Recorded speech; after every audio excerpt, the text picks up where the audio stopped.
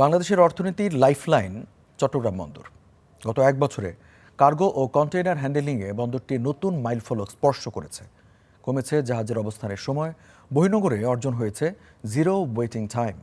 তবে মুদ্রার উল্টো পিঠে এনসিটি টার্মিনালের ব্যবস্থাপনা নিয়ে শ্রমিক ধর্মঘট এবং বৈশ্বিক র্যাঙ্কিংয়ে এক ধাপ পিছিয়ে পড়া নিয়ে আছে সমালোচনা। বন্দরের সক্ষমতা ও আগামীর চ্যালেঞ্জ নিয়ে আরও জানাচ্ছেন সৈয়দ তামিম মাহমুদ।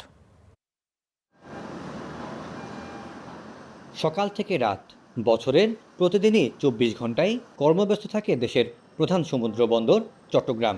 ২০২৫-২৬ অর্থ বছরের প্রথম ৯ মাসেই বন্দরটি হ্যান্ডেল করেছে ১০,৪২,০০,০০০ মেট্রিক টনেরও বেশি কার্গো, যা গেল অর্থ বছরের একই সময়ের তুলনায় ৭.৩৯% বেশি। কন্টেইনার হ্যান্ডলিংয়ের চিত্র ইতিবাচক।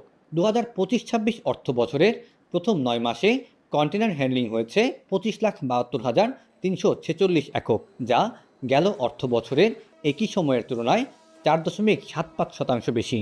এরপরও ১৩৯ বছরের দীর্ঘ এই পথ চলায় বন্দরের পরিধি বাড়লেও পুরনো অবকাঠামো এবং যন্ত্রপাতির সংকটে পূর্ণ সক্ষমতা ব্যবহার করা যাচ্ছে না বলে মনে করছেন সেবাগ্রহীতারা। যারা ক্লায়েন্ট আছে তারা যেন একটা জায়গায় বসেই সব সেবাগুলো নিশ্চিত করতে পারে। যেমন আমাদের এখানে কন্টেনারগুলো আছে, কন্টেনারের যে লোকেশনগুলো আছে, একসময় কিন্তু কিছু দেখা যেত। এখন কিন্তু আমরা সেগুলোকে পরিপূর্ণভাবে দেখতে পাই না, যে আমাদের একটা রপ্তানি পণ্য কার্গো কন্টেনার সে কখন বন্দরে প্রবেশ করলো, কখন জাহাজে উঠলো, এই যে ধাপগুলো আছে সেই ধাপগুলো কিন্তু আমরা এগুলো দেখার কোনো সুযোগ নেই। এদিকে লয়েড লিস্টের তালিকায় বন্দর র্যাঙ্কিংয়ে এক ধাপ পিছিয়ে ৬৮ নম্বরে নেমে যাওয়াকে সতর্কবার্তা হিসেবে দেখছেন বিশ্লেষকরা।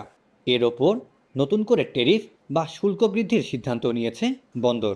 এরপরও আন্তর্জাতিক মানে পৌঁছাতে আর কত পথ বাকি? আমাদের ডিজিটাল অটোমেশনের মধ্যে আমাদের যে ডিজিটাল গেট পাস এবং আমাদের যে ডিজিটাল বিলিং বা পেমেন্টের সিস্টেমগুলো, সে ব্যাপারে কার্যক্রম চলমান আছে। আমাদের টস পরিপূর্ণভাবে ইমপ্লিমেন্ট হওয়ার পথে রয়েছে। আমাদের সিপিএস স্কাই একটা প্ল্যাটফর্ম খুব দ্রুত সম্পন্ন হবে বলে আমরা আশা করছি, যেখানে সকল প্রযুক্তিগত সফটওয়্যার বা অন্যান্য কম্পোনেন্টগুলো এপিআই এর মাধ্যমে সংযুক্ত হয়ে একটা আমব্রেলার নিচে আসবে। অবশ্য আশার আলো দেখাচ্ছে বিদেশি বিনিয়োগ।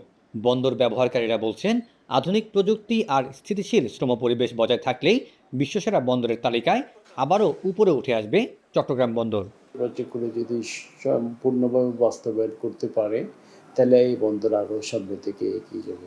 বিশেষ করে বে টার্মিনাল নিয়ে যে প্রজেক্টটা, বে টার্মিনাল 1, 2, 3, তারপর রিসেন্টলি এখানে এপি মুলারকে একটা দেওয়া হলো, টার্মিনাল দেওয়া হলো, এবং গত সপ্তাহে আবার এমজিএইচ গ্রুপকে একটা টার্মিনাল দেওয়া হলো।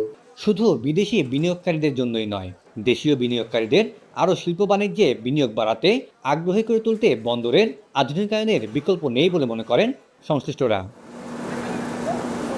Syed Tamim Mahmud, star news, Chittagong.